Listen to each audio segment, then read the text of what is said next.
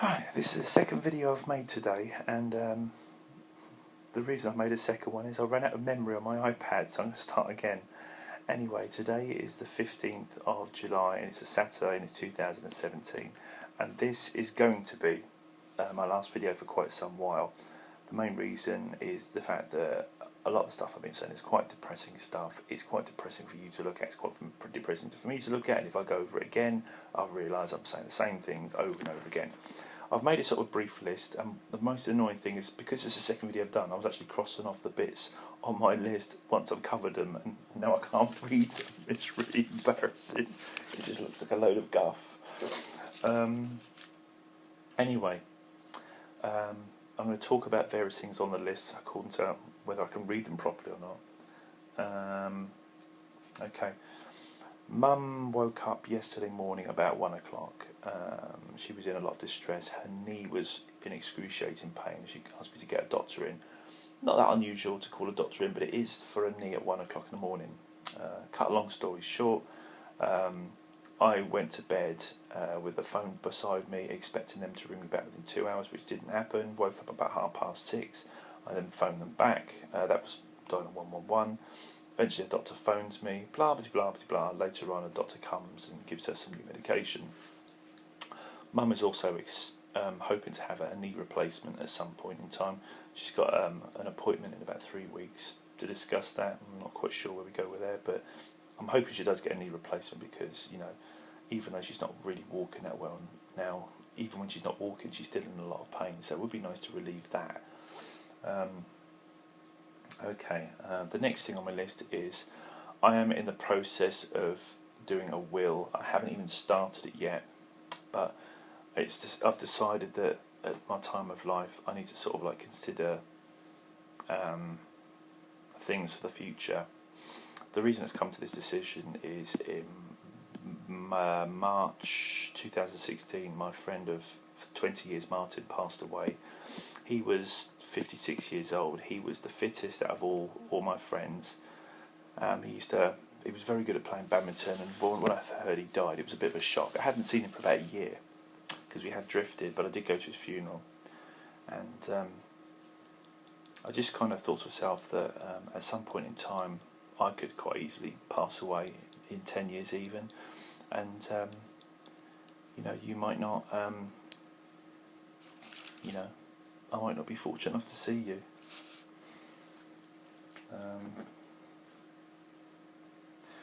Actually, I'm going to sort of like veer off slightly here because it's just something's just occurred to me. I want to sort of talk about, there's a sort of recurring theme in our family. I don't actually know how true these stories are, but I'm trying to sort of like, you know, have some sort of symmetry with my situation. My father, when I was 21 years old, sort of announced that he had a daughter from a previous relationship, and this is something that completely blew my mind at the time.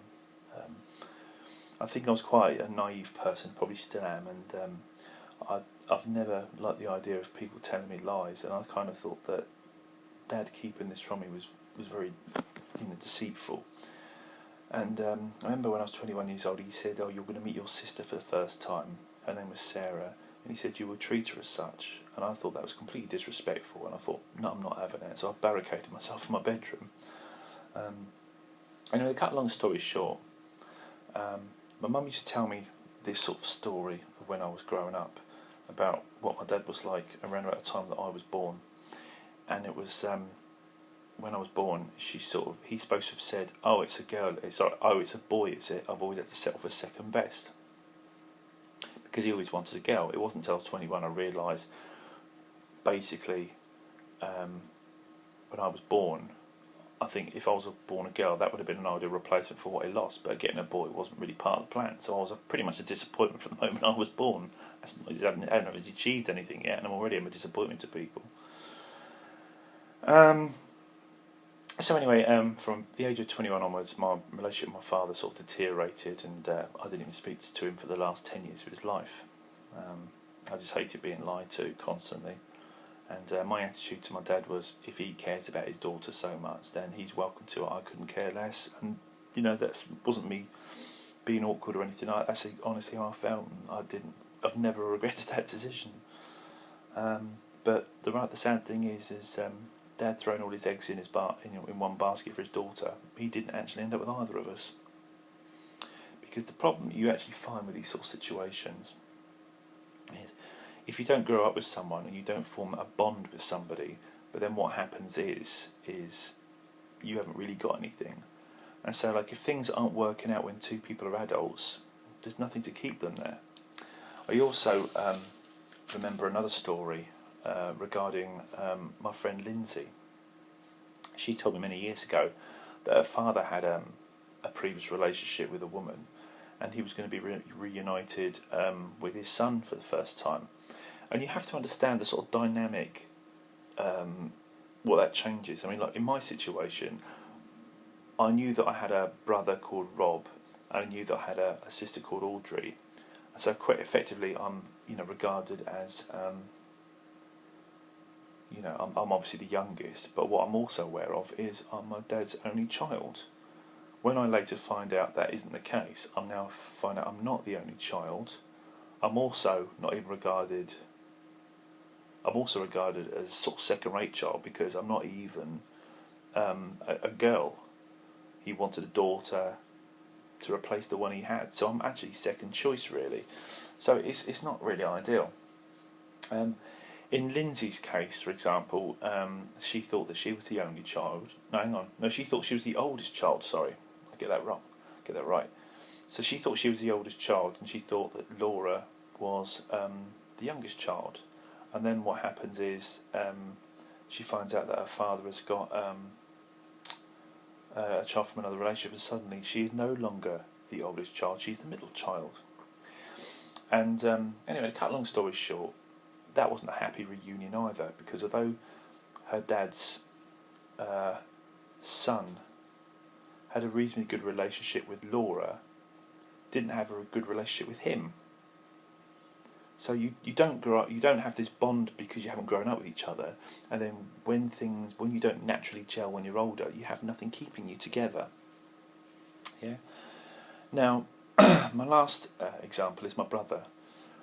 I don't know the ins and outs of this situation, and I have a feeling there's a lot of lies told, predominantly on my brother's side. But my brother wasn't very good with money, and he was denied access to his child because he wasn't prepared or wasn't capable of paying regular maintenance.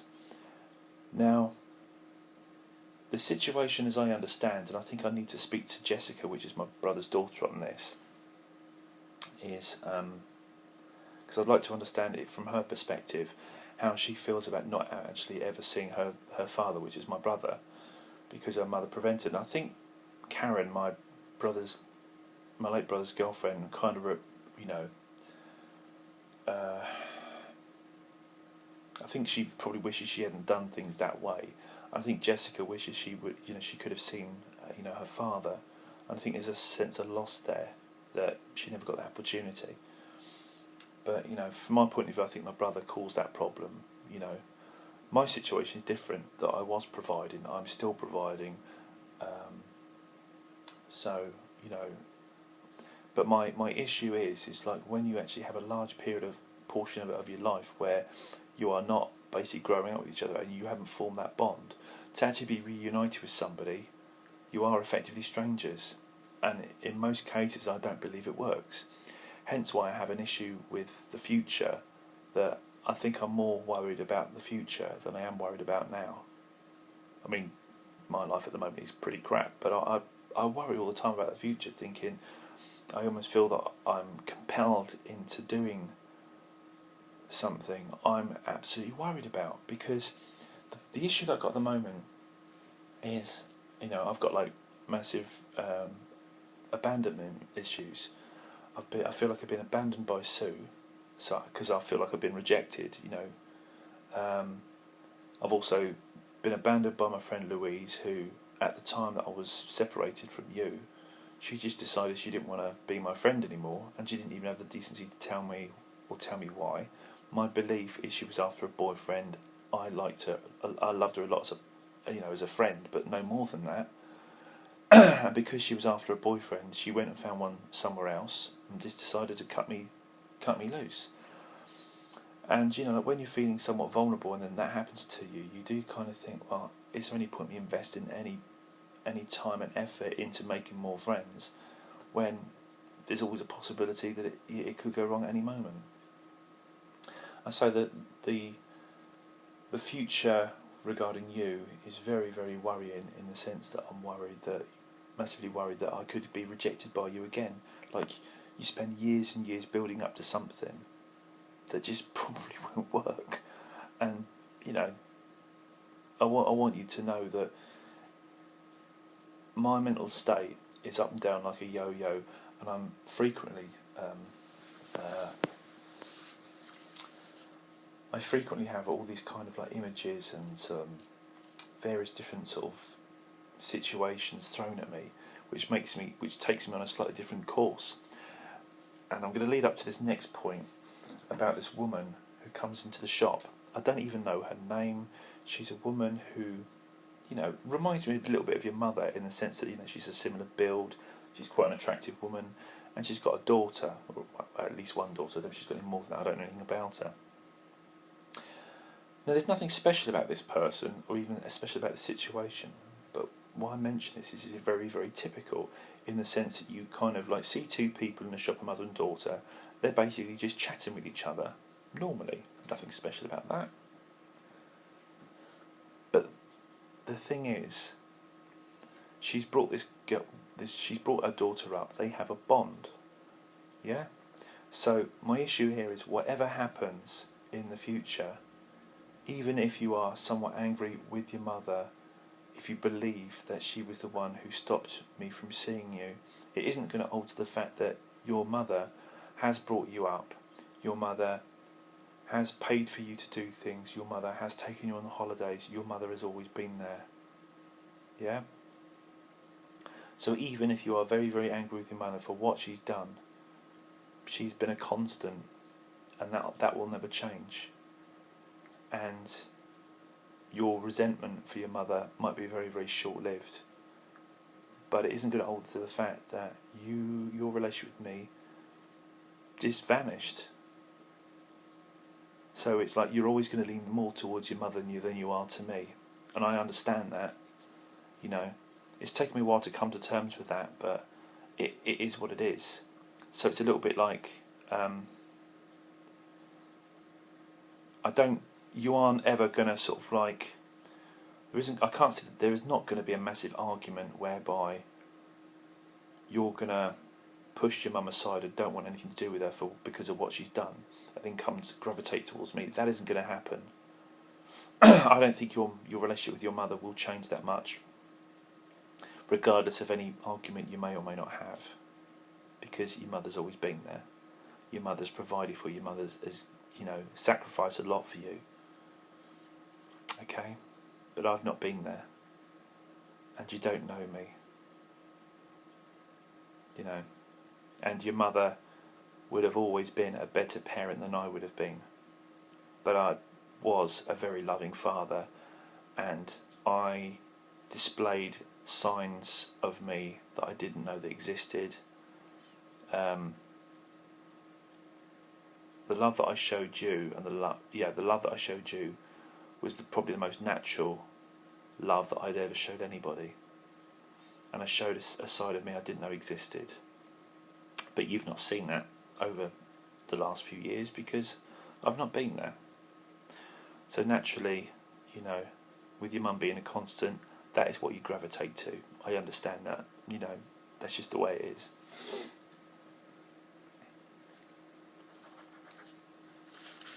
Right, next on my list. Okay. In 2000, hang on.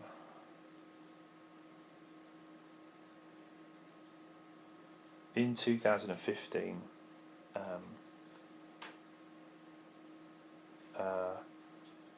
I would constantly think. Well, I would constantly sort of like fantasise while I was at work about you running into the shop where I worked as a 4-year-old girl, and it was quite sad, the fact that I knew that was never going to happen, but I kept on having this recurring image. And it wasn't until the end of 2015 where I got reunited with you again. I came up to see you 3 times. And then, of course, like waking up on Christmas Eve to find an email from your mother stopping all contact.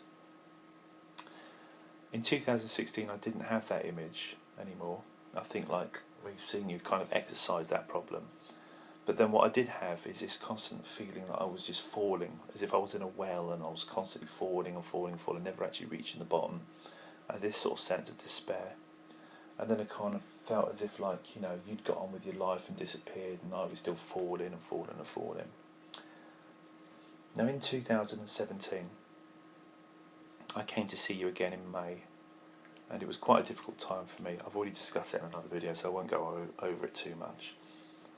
And you know, I came away from that not completely happy, but getting as much out of that as I could, in the sense that, you know, it wasn't the worst case scenario with regards to the result that happened. I think I came away thinking that wasn't too bad, and I kind of thought that I came to say goodbye for the last time, even though you wouldn't necessarily be old enough to appreciate what I was doing. That was the issue. And you know, your parting shot to me was asking after Nan and asking me if I was looking after her, and that really upset me as I left. I was inconsolable. But then, of course, what happened about a few weeks after that was I would then imagine a 6-year-old girl coming into the shop. So it was a bit like, this is getting ridiculous now. This is like, you know, it's like mind games with myself. Like, 1 minute it's a 4-year-old girl coming in, then 2 years later I'm imagining a 6-year-old coming in. And it's really weird, really, because I'm making a lot of mistakes at work, in the sense that a customer will come in and they start rooting through their purse for change, and I sort of drift off, you know, like, you know, what, you know, I can't be bothered to sort of keep looking at them, so I drift off and I look at the door at work, and I just imagine you coming in, and then they're handing me their change, and I've just suddenly woken up. I'm in it sort of daydream or whatever. But yeah, I went to see Lindsay in Norwich recently, and I think being away from everything for a couple of days, you know, in the countryside, being able to chill out, it sort of like put me in a different mood. And I think it sort of made me realise that, you know, things are not great, but they're not quite as bleak as there was. If Audrey's prepared to help out a bit more, that does give me, you know, a degree of respite. I mean, I was quite depressed a while ago, in the sense that I was putting all these plans in place, like getting in contact with somebody called Adult Social Care, like hopefully getting like the odd carer to come in and sort of like keep an eye on Mum. And then Mum rejected all this, and then of course what happened was the whole of everything fell on me. Like, with Audrey not being around, I'm thinking to myself, I've got to carry the whole of this on my back. And I thought, I'm pretty much giving up my social life. I've got nothing. But then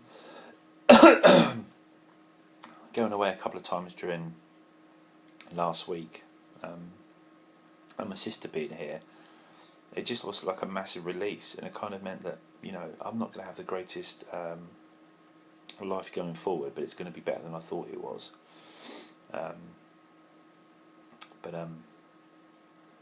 yeah, I've got a lot of decisions to make. Now, unfortunately, I did do another one of these videos, but then I ran out of memory on my iPad, and I scribbled off a lot of things, so I can't remember what it is I had to talk about.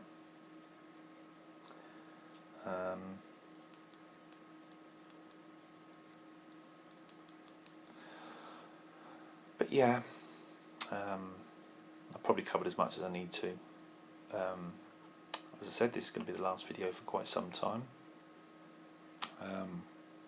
Probably do one around about your birthday and whatever, but I just want you to understand that I can't honestly say one way or the other whether I will be ready to see you in the future.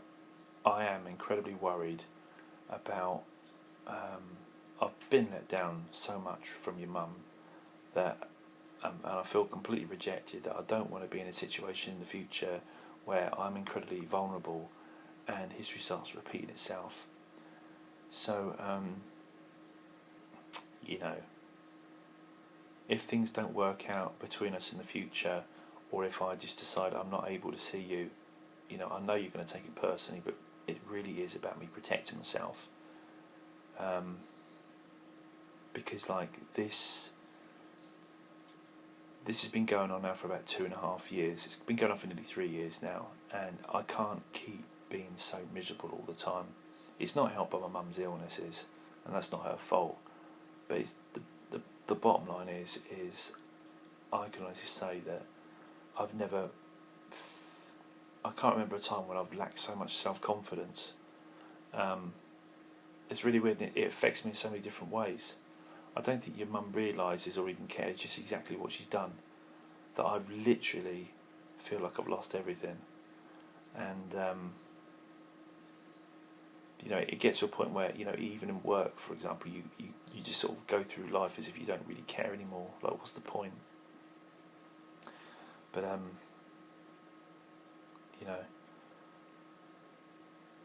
I really, yeah. I mean, I've gone through different stages. Like, one stage, I felt as if, like, if your mum picked up the phone, I would be straight there. And then a year later, I thought, well, no, I'm not going to go straight there. I thought I'd probably have to wait until you're older before I can see you. And now I'm at the stage that if you were to contact me, I'm not entirely sure that I would want to see you, because I've been hurt too much. I've been hurt too badly. And, the wounds are quite deep. Anyway, probably do another one of these in about, I don't know, 6 months. Oh well, take care, bye.